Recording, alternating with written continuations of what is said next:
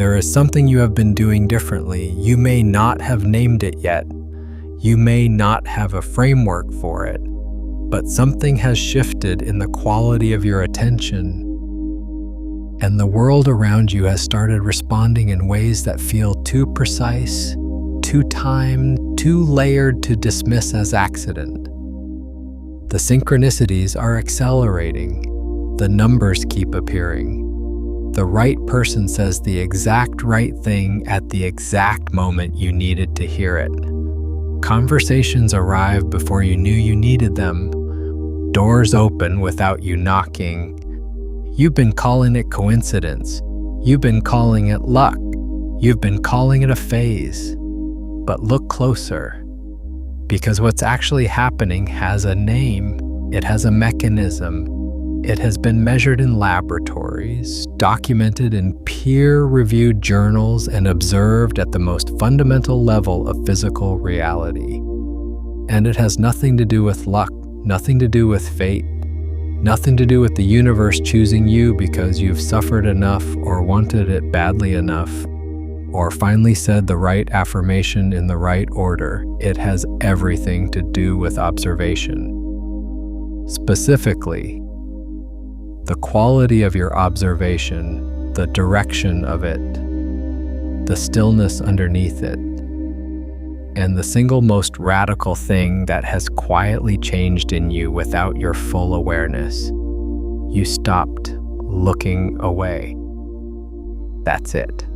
That's the whole thing. And I know that sounds too simple. I know your mind wants something more complex, more earned, more elaborate. Because if it's that simple, then what were all those years of forcing and striving and trying to make things happen? What were all those nights of strategy and planning and grasping? Sit with that discomfort for a moment. Don't rush past it, because that discomfort is itself a signal. And learning to read it clearly is exactly what this transmission is about. Here's what quantum mechanics actually says about observation. Not the watered-down version, not the spiritual metaphor dressed up in scientific language. The actual, documented, measurable phenomenon that has been confirmed repeatedly since the early 20th century and has never been adequately explained by classical physics. A particle, before it is observed, does not have a fixed location. It does not have a definite state. It exists as a probability wave, a field of potential that contains every possible position, every possible state simultaneously. It is not in one place or another. It is in all places at once, each with a certain probability. This is not a limitation of our measurement tools. This is not because we haven't looked carefully enough. This is the actual nature of the particle at the quantum level. Unobserved, it is pure potential. The moment it is observed, the moment a measuring device interacts with it, the moment consciousness engages with the system, the probability wave collapses. The particle stops being everywhere at once and becomes definitively, measurably, specifically here. The act of observation does not reveal where the particle was. It determines where the particle becomes. That's not philosophy. That's quantum mechanics. Now look closer. If the most fundamental units of physical reality, the building blocks of everything you can touch, everything you can see, everything you are. If those units exist as pure potential until observed, then what does that tell you about the nature of reality itself? What does it tell you about the relationship between consciousness and the physical world you navigate every single day? It tells you this: reality is not a fixed structure that exists independently of your observation of it. Reality is a probability field, a quantum field of potential that collapses into specific, tangible experience form based on the quality and direction of your observation. You've been living as though the world is the stage and you are a character moving through it. Fixed sets, fixed props, fixed other characters with fixed roles, and your job is to navigate this fixed structure as cleverly as possible, to find the gaps, to force the openings, to manipulate the pieces into the arrangement you want. But that's not what the world is. The world is a field, and you are not a character moving through it.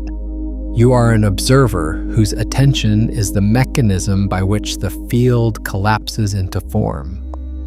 What you watch, you change, not metaphorically, measurably, fundamentally, at the level of physical reality itself.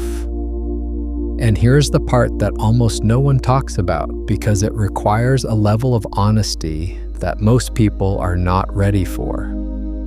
The inverse is equally true, equally measurable, and far more consequential in the lived experience of most human beings. What you avoid observing controls you. Let that land. Don't move past it. Feel where in your body that statement creates tension, because the location of that tension is information. It's pointing at something specific, something you've been carefully not looking at. What you avoid observing controls you. The pattern you refuse to examine runs your decisions. The emotion you won't sit with shapes your choices. The truth you keep almost seeing but then look away from.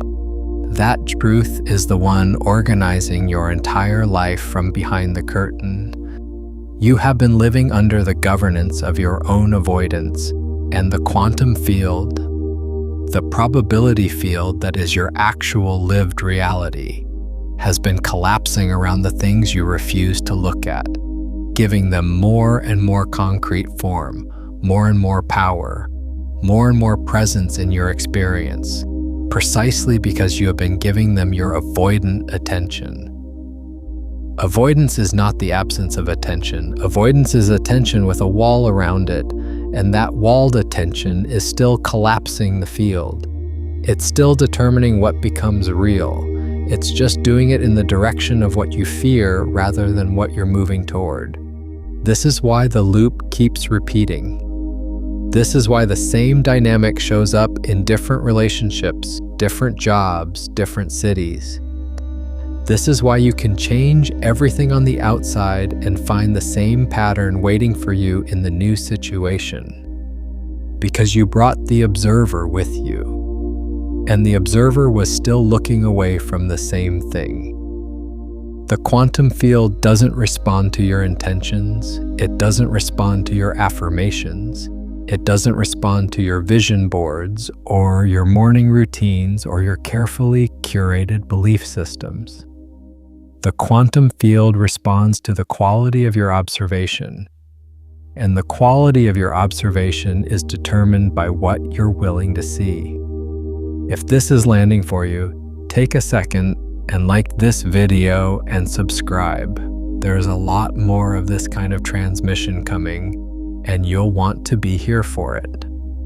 This is where the signals come in. This is where the synchronicities make sense, not as mystical endorsements from a universe that has chosen you, but as quantum feedback from a field that is responding to a change in your observation. When you start watching, really watching, without the wall, without the avoidance, without the constant management of what you're willing to see, the field responds immediately, not eventually, not after you've done enough spiritual work, immediately, because the field is always, in every moment, collapsing around the quality of your observation. Change the observation, the collapse changes. Change the collapse, the reality changes. The synchronicities you've been experiencing aren't signs that your moment is coming. They're evidence that your observation has already changed. The field is already responding. What you're seeing in those perfectly timed conversations, those numbers, those doors opening, you're seeing the quantum field collapsing around a new quality of attention. You're seeing reality reorganize itself in real time around the fact that you stopped looking away. But here's the layer underneath that. Most people, when they start experiencing this acceleration of synchronicities, make a critical error. They start watching the synchronicities, they start tracking the signs, they start monitoring the field for evidence of their own progress. And the moment they do that, the moment the observation turns from clear seeing into evidence gathering, the quality of the observation degrades. Because now you're not watching, you're measuring. You're not seeing clearly, you're confirming. And the field responds to that shift immediately.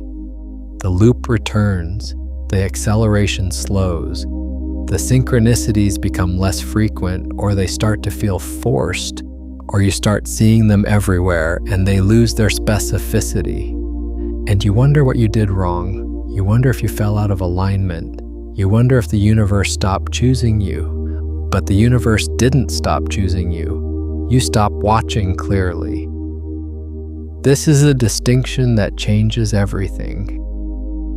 And I want you to hold it carefully, because it is more precise than it first appears. There is a difference between watching and monitoring. There is a difference between observing and checking. There is a difference between the clear seeing that collapses the quantum field in the direction of what you're moving toward, and the anxious surveillance that collapses the field in the direction of what you're afraid of losing. Watching is open. Monitoring is contracted. Watching is present. Monitoring is future-oriented. Watching sees what is actually here. Monitoring looks for evidence of what you hope or fear is coming. The quantum field responds to watching. It mirrors monitoring back to you as more things to monitor. And this is the loop the thumbnail is pointing at. Break the loop now. Not the loop of bad circumstances, not the loop of repeated patterns. The loop of monitored observation that keeps collapsing the field in the direction of your anxiety about the field. The way to break the loop is not to try harder. It's not to observe more intensely. It's not to add another practice or another framework or another layer of strategy.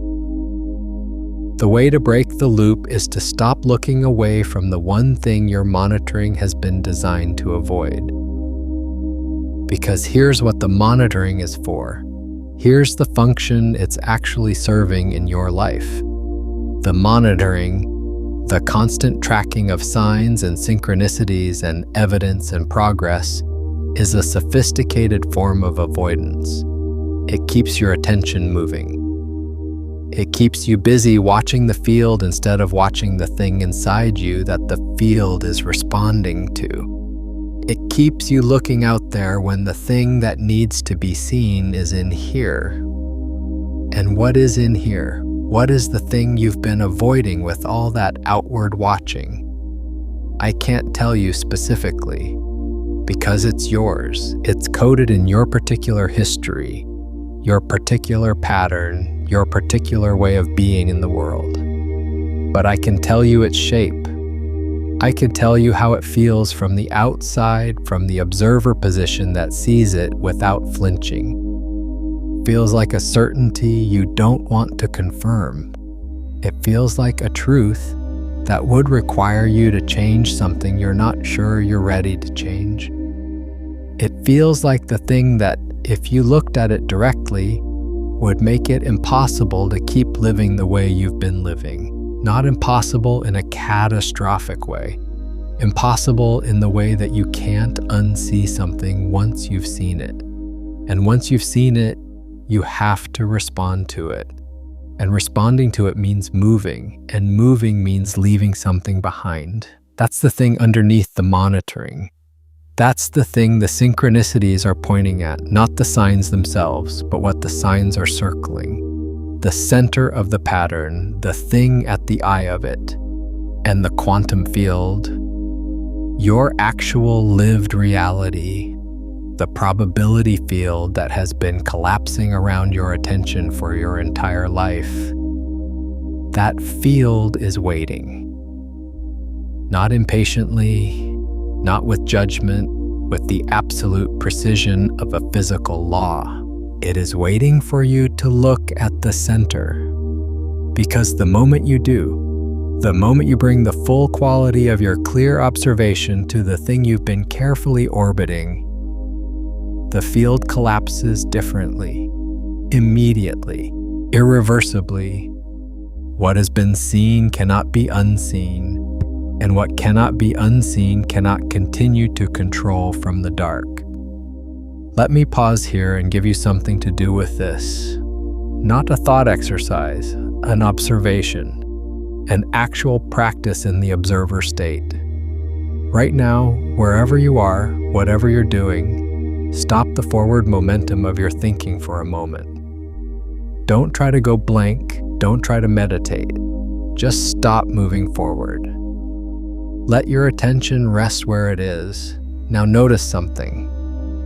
There is a part of you that is watching this transmission. There is a part of you that has been following the thread of what's being said, tracking it, responding to it, feeling where it resonates and where it creates resistance. That part of you is engaged in the content. But there is another part of you, quieter, further back. The part that is watching the part that is watching. The part that noticed the resistance before you named it. The part that felt the tension in your body at certain moments without needing to interpret it.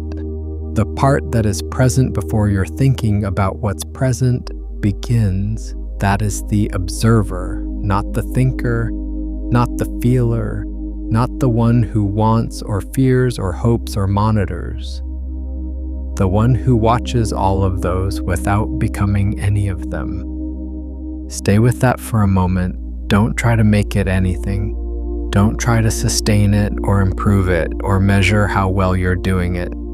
Just notice that it's there, that it's always been there, that it was there before this transmission started, and it will be there after it ends. That it doesn't need the synchronicities to confirm it, that it doesn't need the signs to validate it, that it is the thing that sees the signs, not the thing that needs them. This is the observer position. And it is the most powerful position in the universe. Not because it controls, not because it forces or manifests or attracts, because it sees clearly. And clarity is the only force that transforms without resistance. You can feel the difference between being in that position and being out of it.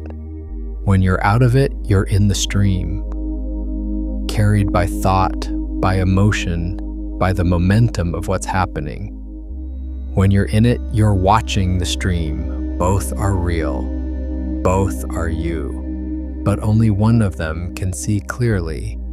The practice is simple and it is not easy. Return to the observer position. Not once. Not as a technique you use when things get hard. As the fundamental orientation of your consciousness throughout your day. Watch your thoughts. Watch your emotions. Watch your reactions, watch your patterns, watch the thing you're about to avoid looking at and watch yourself avoiding it. Watch the avoidance. Watch who is watching the avoidance. And then, when you're ready, when you've watched the avoidance long enough to see its shape clearly, let your observation move to the center, to the thing the avoidance has been protecting. And watch that directly. Without flinching, without interpreting, without immediately reaching for a solution or a reframe or a spiritual framework that makes it more comfortable. Just watch it and notice what happens. This is what I want to tell you about the thing that happens, about what occurs in the quantum field when you bring the quality of direct, unflinching, uninterpreted observation to the thing you've been avoiding. I want to tell you about it through a story because some truths need to be seen through someone else's experience before you can see them in your own. There was a man named Elias. He was not unusual in any particular way. He was intelligent, capable, genuinely good at most of the things he turned his attention to. He had built a life that looked from the outside like exactly what a life is supposed to look like. Stability, relationships, a sense of forward motion, a story he could tell about himself that made sense and held together. But Elias had a habit, a small habit, invisible to everyone, including himself, for most of his life. Whenever a certain feeling arose, a specific quality of emotion that had no clean name, but that he would have called something like dread if he were being honest, which he wasn't. Whenever that feeling arose, Elias moved, not physically, mentally. He redirected his attention. He picked up his phone. He started a new project. He called someone. He planned something. He thought about the future. He analyzed the past. He did anything at all, that would keep his attention moving so that it wouldn't settle on the thing the feeling was pointing at. He was extraordinarily good at this. He had refined it over decades into an art form so seamless that it felt like normal thinking. It felt like productivity. It felt like forward momentum. It felt like being a person who dealt with things rather than a person who avoided them. But the feeling kept returning, and each time it returned, it was slightly larger than before, slightly more insistent, slightly harder to redirect away from. Because the quantum field, Elias's lived reality, the probability field organizing itself around the quality of his observation, that field was responding to his avoidance. It was giving more form, more substance, more presence to the thing he refused to look at. Not to punish him, not because the universe had it out for him, because that is the law. What you avoid observing controls you, and the control increases in proportion to the avoidance. By the time Elias was in his early 40s, the feeling had become a presence. He could feel it in rooms, he could feel it in conversations, he could feel it in the particular quality of silence that fell between him and the people he was closest to. He could feel it in the gap between who he presented himself as and who he was when no one was watching, including himself, especially himself. One afternoon, an ordinary afternoon, nothing dramatic, no crisis, no rock bottom, Elias was sitting in his kitchen. He had nowhere to be for 2 hours. His phone was in the other room. He had no project in front of him. And the feeling came, the dread thing, the presence. And for the first time in decades, Elias had nothing to redirect to. He sat there, and the feeling rose. And instead of moving, instead of reaching, redirecting, planning, analyzing, Elias watched it. Not because he was brave, not because he had done enough spiritual work, not because he had a framework for it, because he was tired. He was simply, completely, finally tired of moving. And so he stopped, and he watched. Here is what he saw. He saw that the feeling was not what he had always assumed it was. He had always treated it as a warning, as evidence that something was wrong, that something needed to be fixed, that something dangerous was approaching. He had organized his entire life around not confirming that warning, around staying in motion so the warning could never fully deliver its message. But watching it directly, without the wall, without the redirection, he saw that it wasn't a warning at all. It was a recognition. It was the part of him that had known for a very long time something he had not been willing to know consciously. Something true about who he was and what he actually wanted, and what he had been building that was not it. The feeling wasn't dread, it was clarity. It had always been clarity. And he had been running from clarity for decades because clarity would require him to change. The moment he saw it, the moment the full quality of his observation landed on the thing he had been avoiding, something shifted, not dramatically, not with light and revelation and cosmic significance. Quietly, the way a room changes when someone opens a window that has been closed for years. The air just moves differently. The feeling didn't disappear, but it lost its power, because its power had always come from being unseen. The moment Elias saw it clearly, it could no longer operate from the dark. It could no longer organize his decisions and his patterns and his relationships from behind the curtain of his avoidance. It was in the light now, and in the light, it was just information, true information, information he could actually use. In the weeks that followed, Elias didn't transform his life in any dramatic external way. He didn't quit his job or move to another country or have a spiritual awakening.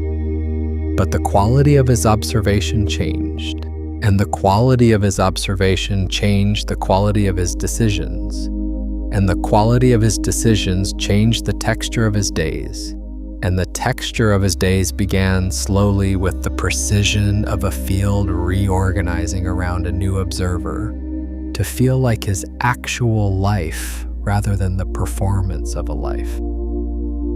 The synchronicities started.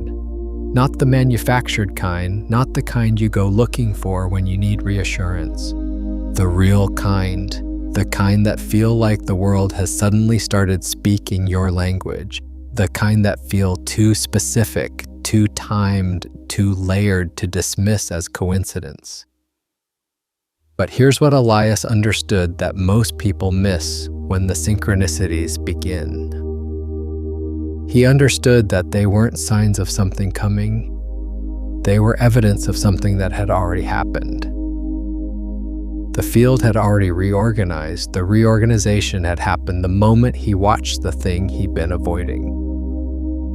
The synchronicities were just the physical world catching up to a quantum event that had already occurred in the field of his observation. He wasn't being shown that his moment was approaching. He was being shown that his moment had arrived.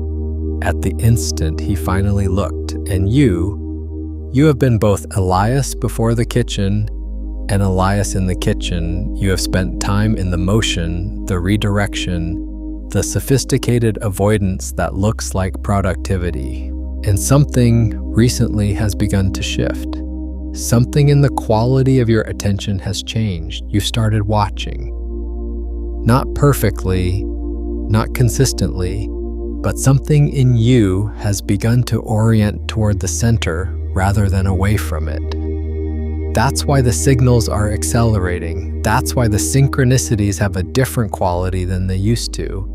That's why this transmission found you at this particular moment. The field is responding to a change that has already begun in you. And the only question that matters right now is whether you're going to let the acceleration of the synchronicities pull your attention outward again into monitoring and evidence gathering and sign tracking, or whether you're going to use the momentum of this shift to do the thing that will make it permanent. Whether you're going to look at the center, I want to ask you something in the comments right now. Think about the moment in this transmission where something landed, where the observation went somewhere it hadn't been before, where you felt the resistance rise before you even named what it was pointing at. What did you almost see just now? Not the story around it, the actual thing. Drop it below in one sentence, because naming it completes the collapse. Let's go deeper into what you're actually seeing when you see a synchronicity. because I want to give you the quantum mechanics of this precisely, not as metaphor, but as mechanism. Because when you understand the mechanism, you stop needing the magic. And when you stop needing the magic gets more precise. In quantum field theory, the vacuum, what we used to call empty space, is not actually empty. It is a seething field of virtual particles, of quantum fluctuations, of potential that is constantly arising and collapsing. The vacuum is not nothing. The vacuum is everything in potential. It is the ground state of reality, the probability field before observation collapses it into specific form. Now, your consciousness is not separate from this field. This is the implication of quantum mechanics that mainstream science is still uncomfortable with but cannot escape. The observer is not outside the system being observed. The observer is entangled with the system. The observation changes. The observed not because the measuring device disturbs it mechanically, but because the act of observation itself is a quantum event that collapses the probability field. What this means for your lived experience is this: your consciousness, the quality of your attention, the direction of your observation. These are not separate from the physical reality you inhabit. They are entangled with it. They are part of the quantum system that is collapsing your reality into its specific form moment by moment. When your observation changes, when you shift from avoidance to clear seeing, from monitoring to watching, from contracting away from something to turning toward it with full attention, the field that is entangled with your consciousness changes with it, immediately, not eventually. The collapse happens in real time. The synchronicities are quantum events. They are moments when the probability field, reorganizing around a new quality of observation, produces outcomes that classical probability would call vanishingly unlikely. But they are only unlikely if you assume the field is random. The field is not random. The field is responsive. It is always, in every moment, collapsing around the quality of the consciousness that is entangled with it. When your observation is fragmented, when it's split between what you're watching and what you're avoiding, between the surface of your experience and the thing underneath it that you won't look at, the field collapses in a fragmented way. You get partial results, mixed signals, progress in one area and stagnation in another. The sense that you're almost there but never quite arriving. The feeling of 2 steps forward and 1 step back. When your observation becomes unified, when the thing you've been avoiding is finally in the light, when your attention is no longer split between watching and not watching, when you are fully present to what is actually here rather than managing what you're willing to see, the field collapses in a unified way. The synchronicities become more frequent because the probability field is responding to a coherent observer rather than a fragmented one. The timing becomes more precise because you are no longer introducing the interference pattern of avoidance into the collapse. This is not mysticism. This is the quantum mechanics of coherent versus incoherent observation. And here is the layer that goes deeper still. The thing you've been avoiding looking at, the specific truth, the specific recognition, the specific clarity that your sophisticated redirection has been protecting you from. That thing is not just something inside you. It is a quantum event in the field. It is a potential that has been waiting to collapse into form, and your avoidance has been keeping it in the probability wave state. Real, present, exerting influence, but not yet collapsed into the specific form that would allow you to respond to it. When you finally look at it, you collapse it. You bring it from the realm of potential into the realm of specific, observable, workable reality. And the moment it collapses into specific form, it loses its ability to exert influence from the quantum level. It loses its ability to operate below the threshold of your awareness. It loses its power over the field. Because here's the truth about what controls you when you're not watching. It's not the thing itself. It's the uncollapsed potential of the thing. It's the probability wave of a truth you haven't observed yet. And probability waves exert quantum influence on the field, even when, especially when, you're not consciously aware of them. The moment you observe them, you collapse them. And what is collapsed into specific form can be seen, can be worked with, can be integrated.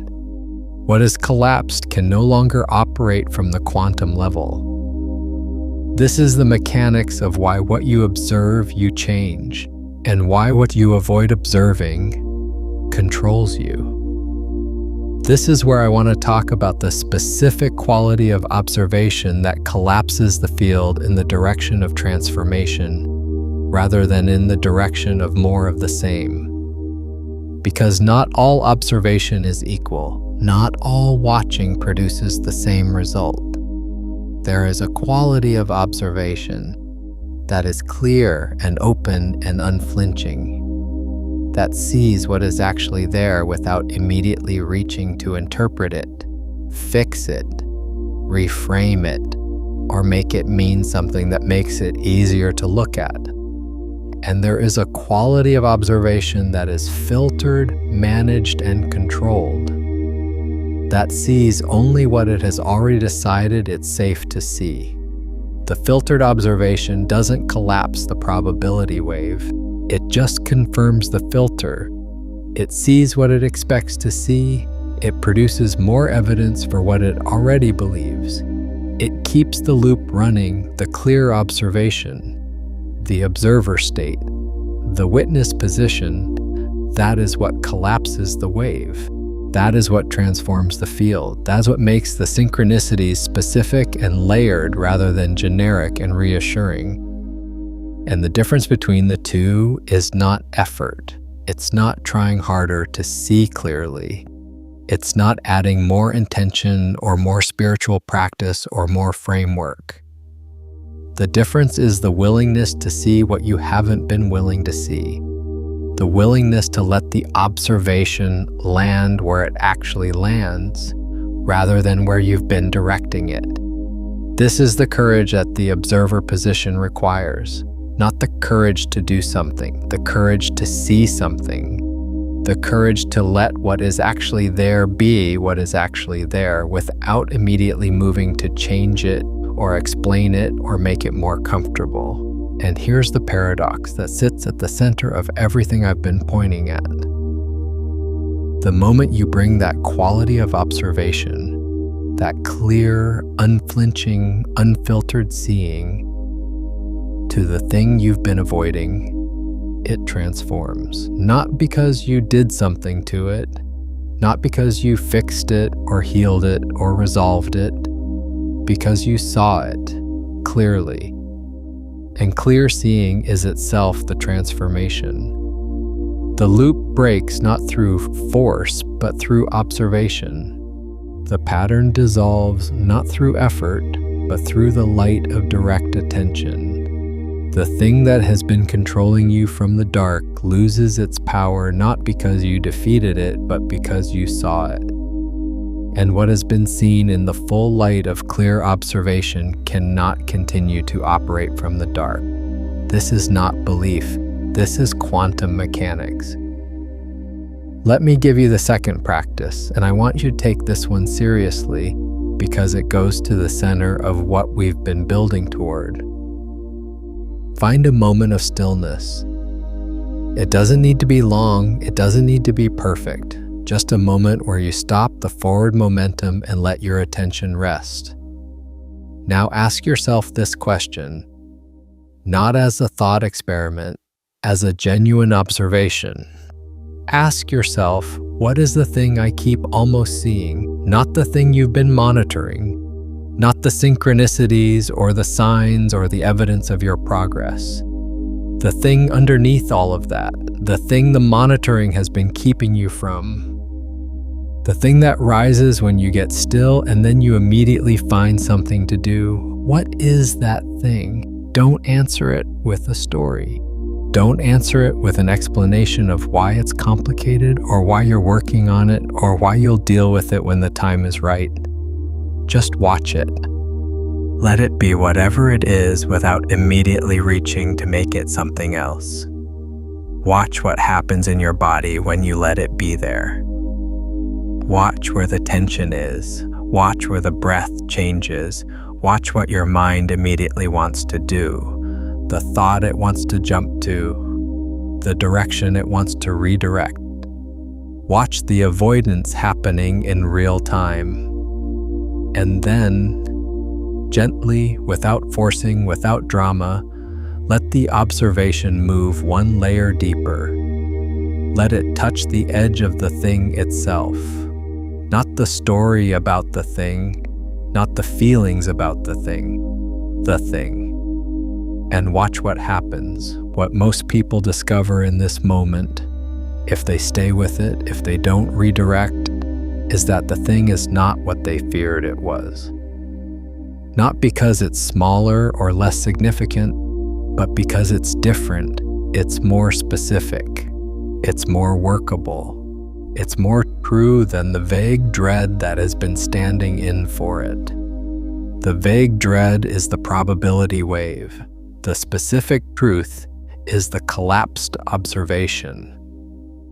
And the collapsed observation, however uncomfortable it might be, is always more workable than the uncollapsed potential. Because you can see it, and what you can see, you can respond to. And what you can respond to, you can move with.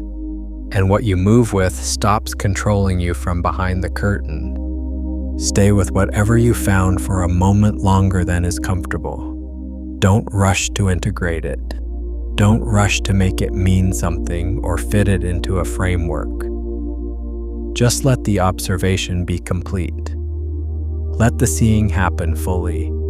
And notice. Notice what shifts in the quality of the space when you do that. Notice whether something that felt heavy becomes not lighter exactly, but more real, more specific, more yours, more workable. That shift is the field reorganizing. That shift is the quantum event of observation, collapsing the probability wave. That shift is what the synchronicities have been pointing toward, not the signs themselves. This moment of clear seeing.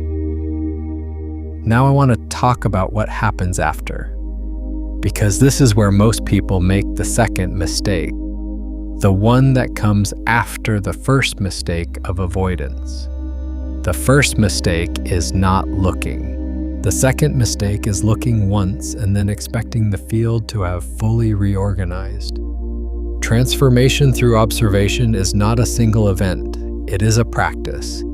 It is a continuous returning to the observer position, a continuous willingness to look at what arises with the same quality of clear, unflinching attention.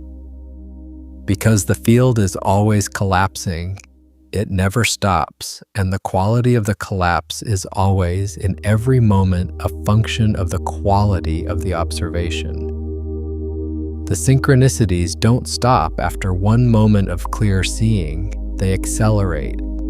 But they change in character. They become less about reassurance and more about direction, less about confirming that something is coming, and more about showing you where the clear seeing needs to go next.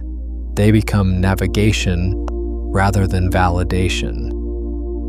This is the difference between a person who is using the synchronicities as spiritual reassurance and a person who is using them as quantum feedback.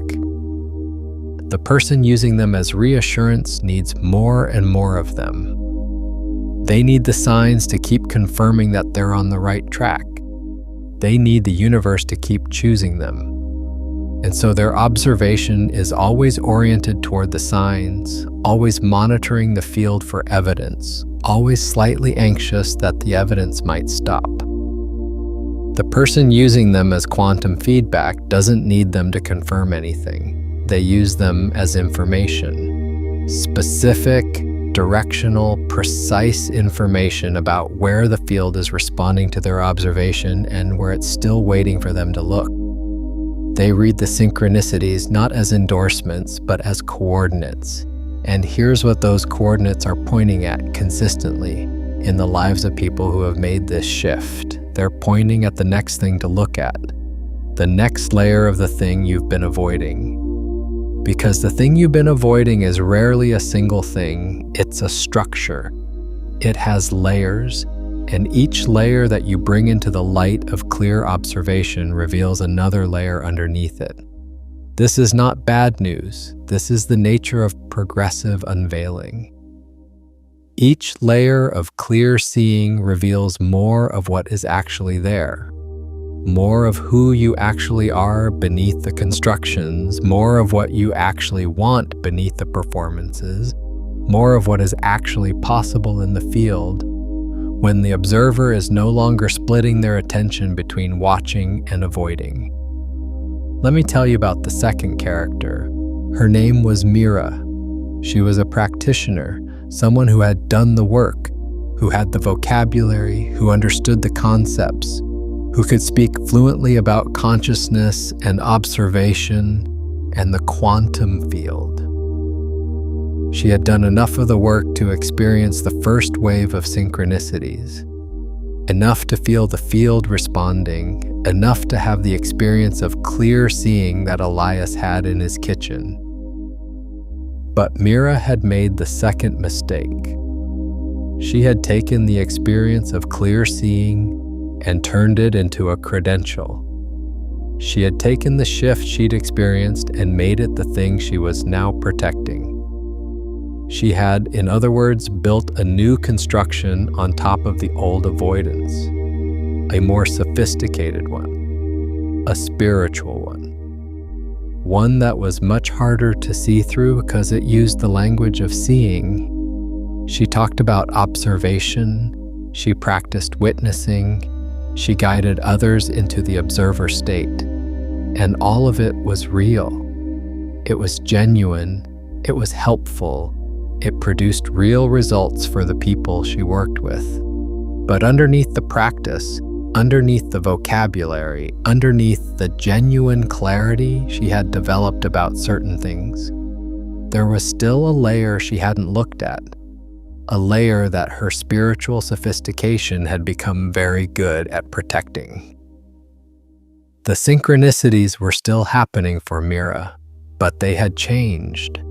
They had become less precise, less directional, more generic, more like ambient confirmation that she was a person who received synchronicities rather than specific quantum feedback pointing at where the next observation needed to go. And she noticed this. She noticed it and she did the thing that sophisticated practitioners do when they notice something uncomfortable. She developed a framework for it. She called it integration. She called it consolidation. She said she was in a fallow period, a period of rest between cycles of growth. And all of those things were true in a limited sense. But the deeper truth, the one her sophisticated framework was protecting her from, was that she had stopped looking at the center. She had built a beautiful, functional, genuinely helpful life around the circumference of the thing she still wouldn't see. One day, a student asked her a question.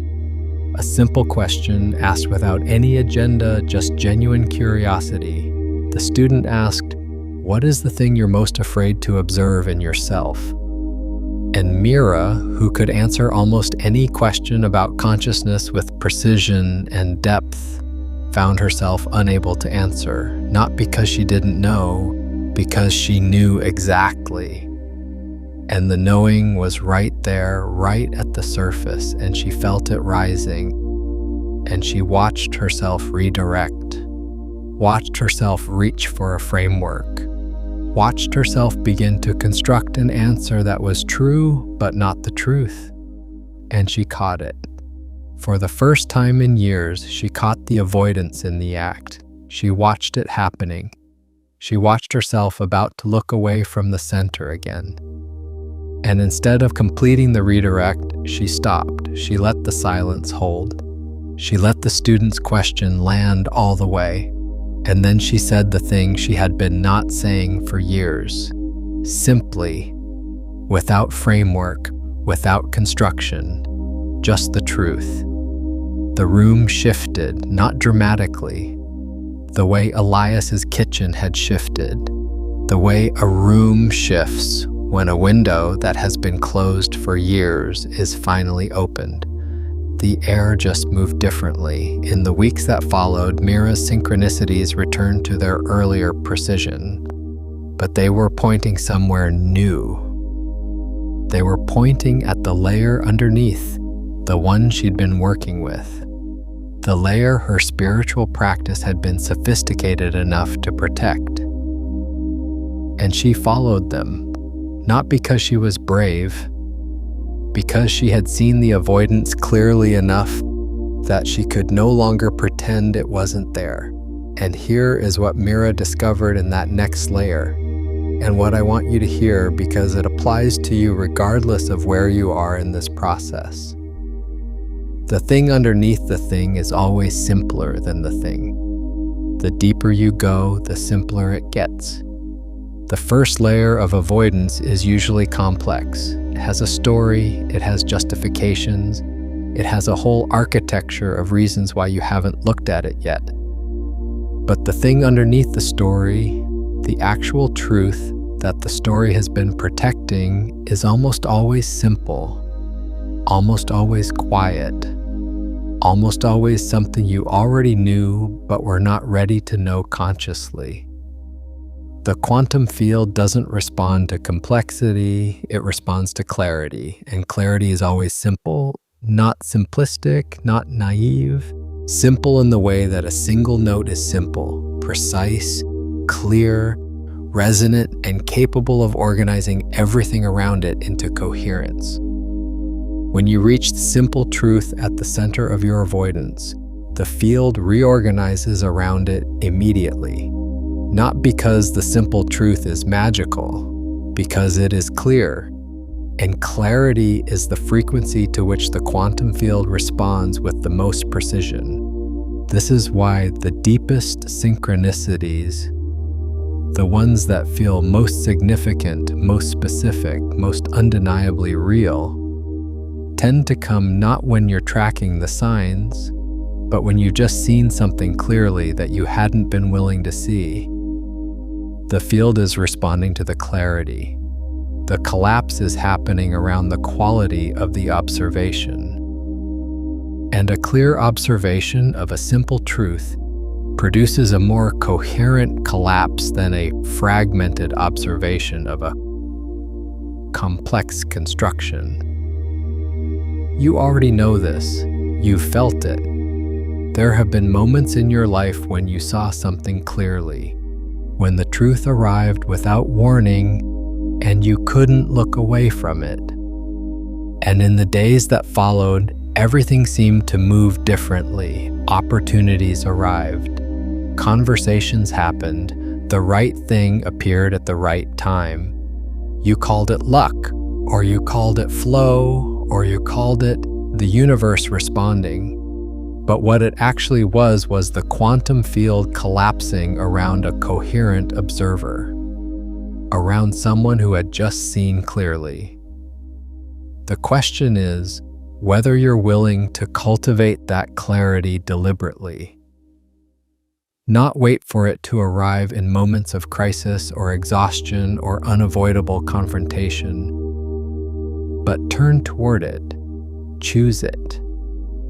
Make the observer position the primary orientation of your consciousness rather than the emergency fallback when avoidance has run out of room to run.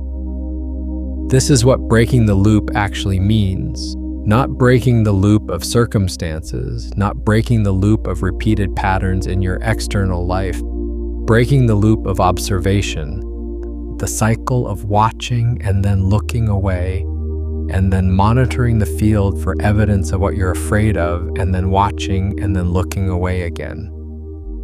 Breaking that cycle by choosing, deliberately and repeatedly, to stay in the observer position. To keep looking, to let the observation go all the way to the center rather than stopping at the comfortable edge. And here's what I want you to understand about the synchronicities you've been experiencing. Here's what they're actually telling you. Not that your moment is coming, not that the universe has chosen you, not that you're on the right track and just need to keep going. They're telling you that you've started looking, that something in the quality of your observation has shifted, that the field is responding to a change that has already begun, and they're inviting you with the precision of a quantum feedback system, not the vagueness of a spiritual endorsement, to take the next step, to go one layer deeper, to bring the quality of observation that has been producing these synchronicities to the thing that the synchronicities are circling. To look at the center, not eventually, not when you feel ready, now. Because the field doesn't operate on your timeline, it operates on the quality of your observation. And the quality of your observation is available to you right now, in this moment, regardless of what is happening in your external circumstances. Let me give you the third practice, the deepest one, the one that goes to the center. This is not a meditation, this is an observation. Find the stillness again, the observer position, the one who is watching without becoming what is watched. Let yourself settle into it for a moment. Now bring to mind the thing you've been most carefully not thinking about, not the thing you're worried about. Worry is a form of monitoring, not observation. The thing you've been not thinking about, the thing that arises in the gap between thoughts and then disappears the moment you notice it. The thing that was almost there in the practice earlier, but that you didn't quite let yourself reach. Let it be there. Don't reach for it. Don't analyze it. Don't immediately try to figure out what it means or what you should do about it. Just let it be there in the field of your observation. And now say this. Not as an affirmation, not as a declaration, but as an observation. Say, I see it, not I understand it, not I know what to do with it, not I've healed it or I've released it or I've transformed it. Just, I see it. Stay with that. Let the observation be complete. Let the seeing happen without immediately moving to the next thing. Notice what changes in the quality of your attention when you let the observation be complete. Notice whether the thing that has been exerting influence from the edge of your awareness, the thing you've been carefully orbiting, notice whether it shifts when you look at it directly. Not disappears, shifts, becomes more specific, more workable, more real in a way that feels less threatening than the vague dread that was standing in for it. This is the collapse. This is the quantum event of observation, bringing something from the probability wave state into the specific form state. This is what the synchronicities have been pointing toward. This moment, this seeing. And now notice something else. Notice that you are still here. That looking at the thing did not destroy you. That the thing, now seen, is workable in a way that it was not when it was unseen. that the field around you has not collapsed into chaos. It has, if anything, become more coherent, more clear, more organized around the quality of your observation. This is what happens when you finally look, not catastrophe, clarity, not chaos, coherence, not the end of the story you've been living, the beginning of a story that is actually yours. Now I want to address something directly, because there are people watching this transmission who have been here before, who have had this experience of clear seeing, who have felt the field respond, who have watched the synchronicities accelerate, and who have, despite all of that, found themselves back in the loop, back in the monitoring, back in the avoidance, back in the fragmented observation that produces mixed results and the persistent sense of almost. I want to address you specifically, because the loop returning is not evidence of failure. It is not evidence that the observer state is not real, or that the quantum mechanics don't apply to you, or that you're somehow unable to sustain the clarity. The loop returning is evidence of something much more specific. There is a layer you didn't go to last time, a layer the clear seeing didn't reach, a layer that your sophistication or your weariness or your relief at having seen something, at having made some progress, protected from the full quality of your observation. The loop returns to point at the next layer, not to punish you, not to show you that you haven't done enough, to show you exactly where the observation needs to go next. And here is what I want you to hear about that. The courage required to go to the next layer is not greater than the courage you've already demonstrated. You've already shown that you can look. You've already demonstrated that you can bring the quality of clear observation to something you've been avoiding. You've already experienced the field reorganizing around that clarity. You know what it feels like. You know it's possible. You know what's on the other side of the looking. The question is whether you're willing to use that knowledge, not as a credential, not as evidence of how far you've come, but as the foundation for the next observation.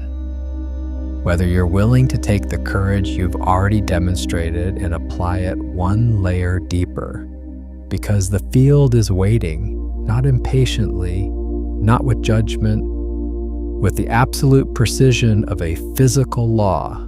It is waiting for the quality of observation that will collapse the next layer of potential into specific, workable, real form. And the synchronicities you're experiencing right now, the ones that feel too precise to be random, the ones that have a different quality than the ones before, the ones that feel like they're pointing at something specific, rather than just confirming that you're a person who receives signs.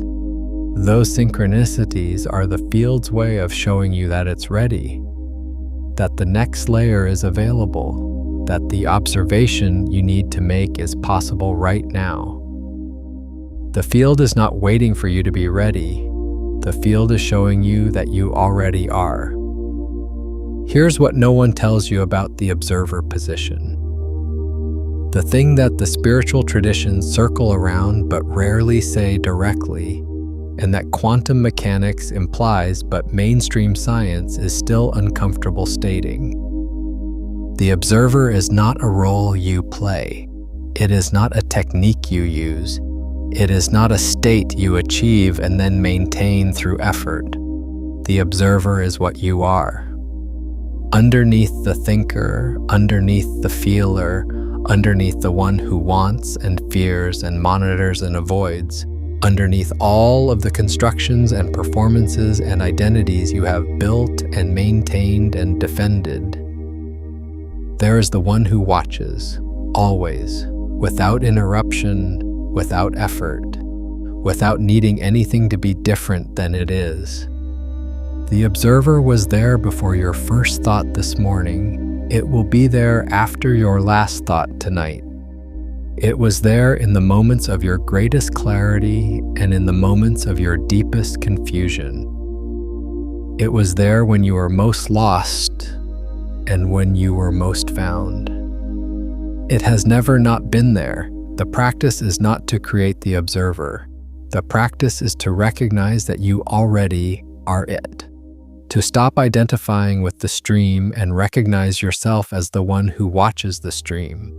To stop being carried by the current and notice that you are also the bank, the unchanging presence that the current moves through, and from that position, from the recognition that you are the observer, not just a person who sometimes observes, the quantum field responds differently. Not because you've acquired a new power, because you've recognized the power that was always there, because the field has always been collapsing around the quality of your observation. And the quality of your observation has always been determined by whether you were identified with the stream or recognizing yourself as the observer.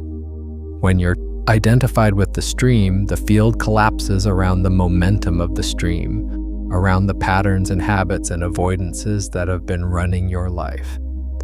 When you recognize yourself as the observer, the field collapses around the clarity of the seeing, around what is actually there rather than what the stream has been carrying. This is the shift that makes the synchronicities permanent rather than episodic. Not the synchronicities themselves. Those will always vary in frequency and intensity based on the quality of the observation in any given moment. The permanence of the orientation, the recognition that you are the observer, that this is your fundamental nature, that the observer position is not something you return to, but something you recognize yourself as having always been. And from that recognition, the loop doesn't just break, it becomes irrelevant. Because the loop was always a loop of identification, identifying with the stream, being carried by it, then struggling to get out of it, then briefly finding the observer position, then getting pulled back in. When you recognize yourself as the observer, there is no getting pulled back in. There is only the occasional forgetting and the immediate remembering, and the forgetting becomes shorter, and the remembering becomes easier, and the field responds to that with increasing coherence. The synchronicities become a way of life rather than an event. The timing becomes more precise. The right things arrive more consistently. Not because you've mastered manifestation, because you've recognized the observer, and the observer by its nature sees clearly.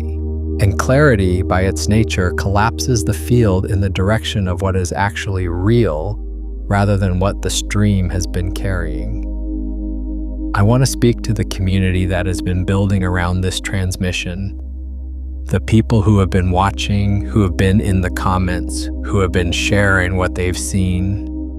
Because what's happening there is not just engagement, it's a quantum event. When observers gather, when people who have chosen the observer position, who have made the commitment to look clearly rather than look away, who have brought the quality of unflinching attention to the things they've been avoiding, when those observers gather and share what they've seen, the field that each of them is collapsing begins to interact with the fields the others are collapsing.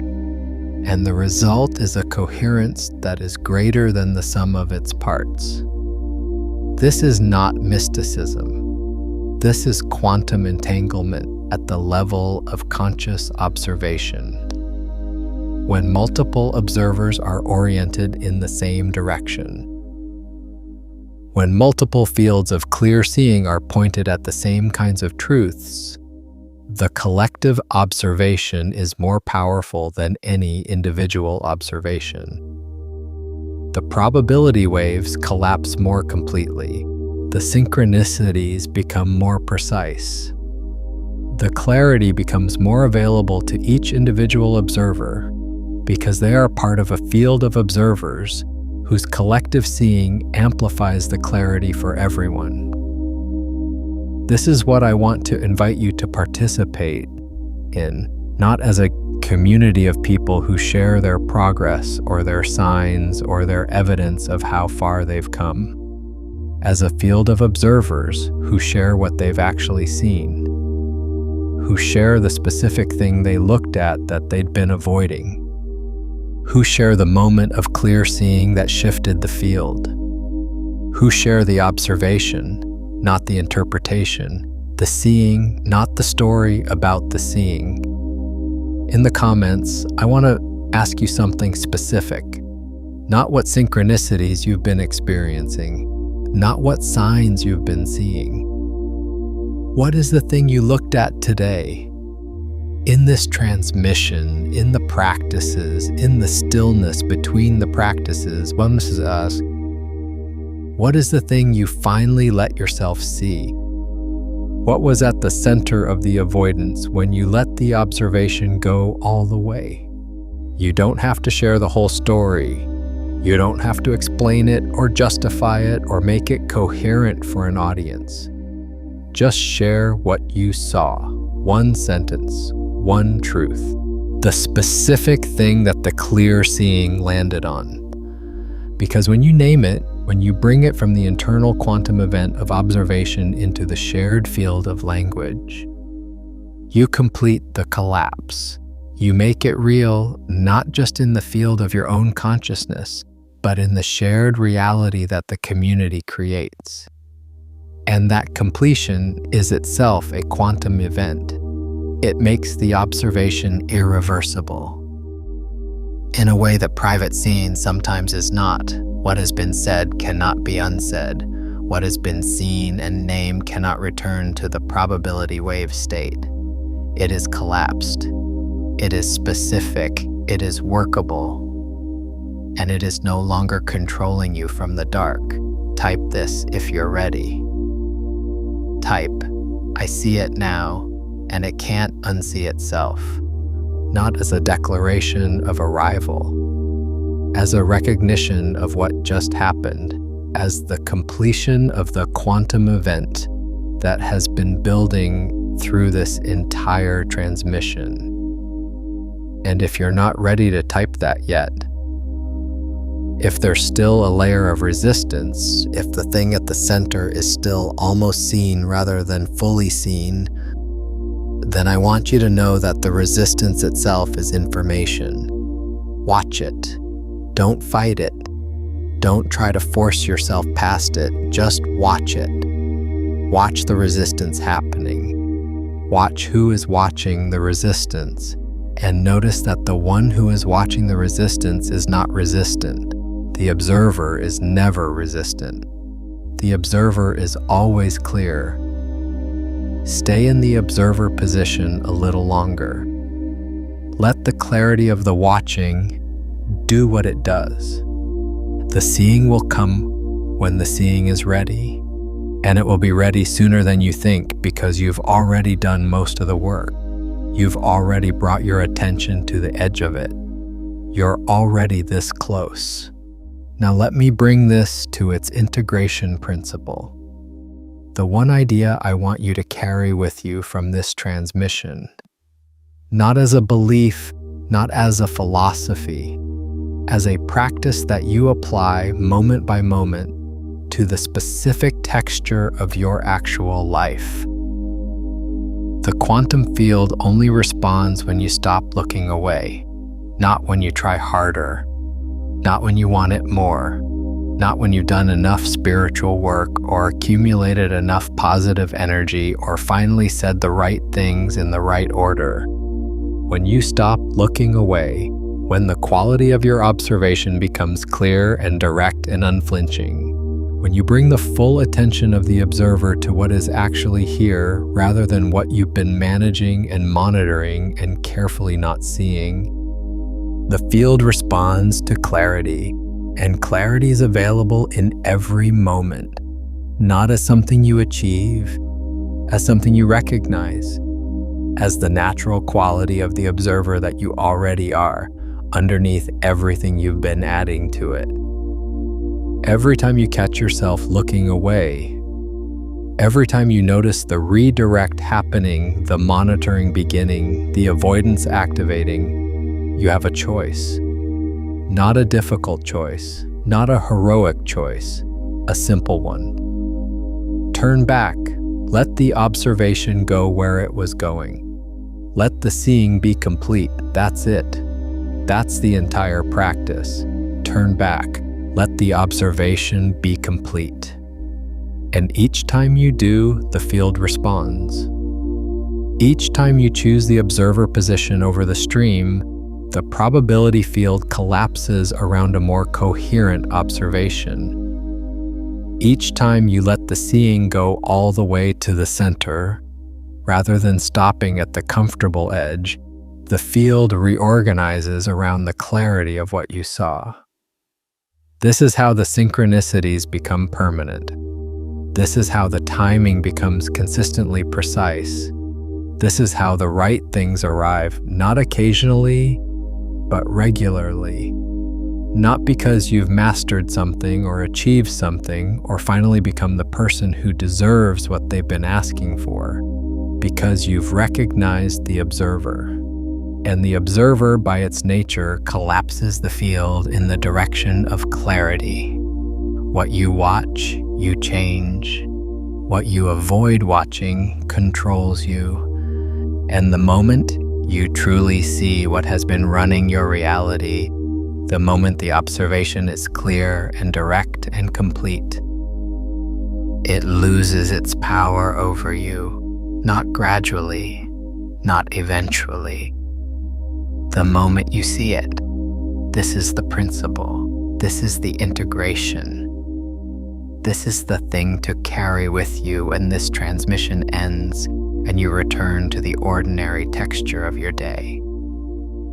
When the next moment of avoidance arises, and it will, because avoidance is a habit and habits have momentum, when it arises, remember this: the observer is always available, the clarity is always there, the choice is always simple.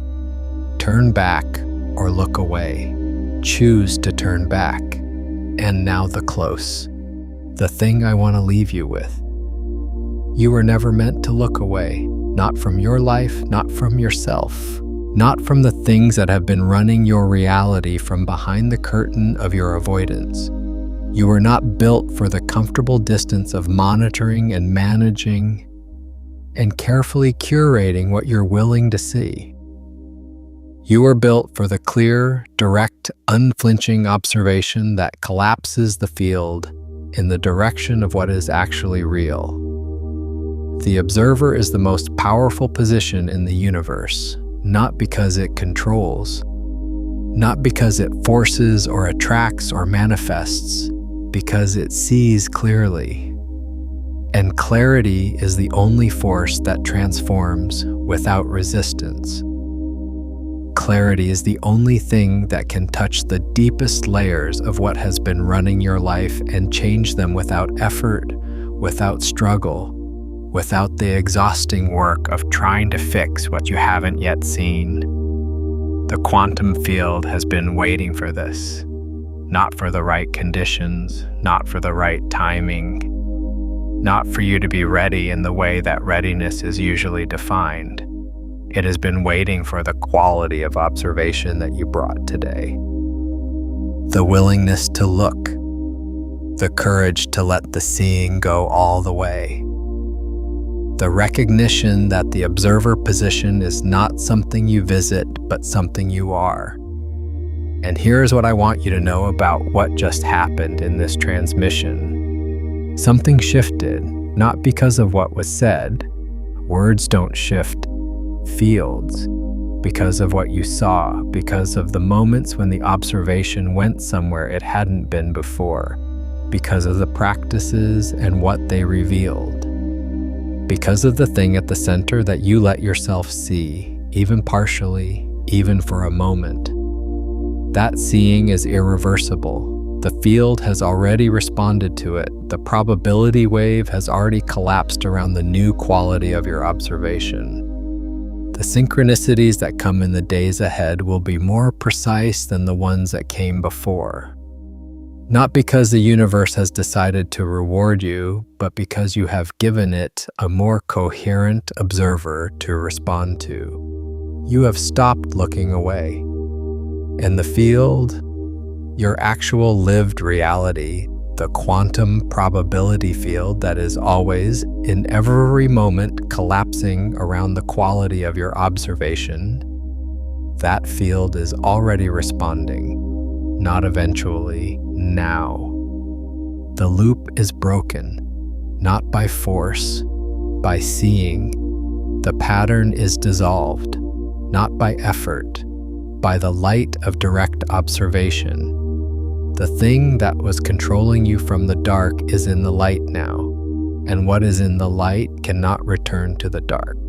What has been seen cannot be unseen. What has been collapsed into the specific form of clear observation cannot return to the probability wave state. You saw it, and it cannot unsee itself. This is the power of the observer. This is the quantum mechanics of transformation. This is what was always available to you in every moment, before this transmission and after it, and in all the ordinary moments in between. The observer is not a technique. The observer is what you are. And what you are has always been enough to collapse the field in the direction of what is actually real. Stay in the observer position. Keep looking. Let the observation be complete. Turn back every time you notice you're about to look away and watch with the clear, unflinching, precise attention of the observer you already are. Watch what the field does in response. You were never meant to look away, and now you see. And what has been seen cannot be unseen. When the noise of the day has settled, when you find yourself reacting instead of watching, come back to this transmission and let it run again from the beginning. The layer it reaches the second time will not be the same layer it reached today. And if you know someone who has been circling something they can't quite bring themselves to look at, share this with them. Not to give them information, to give them permission. Because when one observer chooses to look clearly, it expands what is possible for every observer around them. The field of collective seeing grows stronger with each person who stops looking away, and that clarity amplifies for both of you in ways that neither of you could access alone. Stay in the clarity. Keep watching. The field is responding. It always has been. The question underneath everything explored here: what happens the moment you stop waiting for the field to change and recognize that you are the field? Goes even deeper in the video called "When You See Through Reality's Illusion, Everything Changes." That transmission takes the observer position into the structure of the illusion itself, showing you precisely what dissolves when the seeing becomes complete. Watch it next.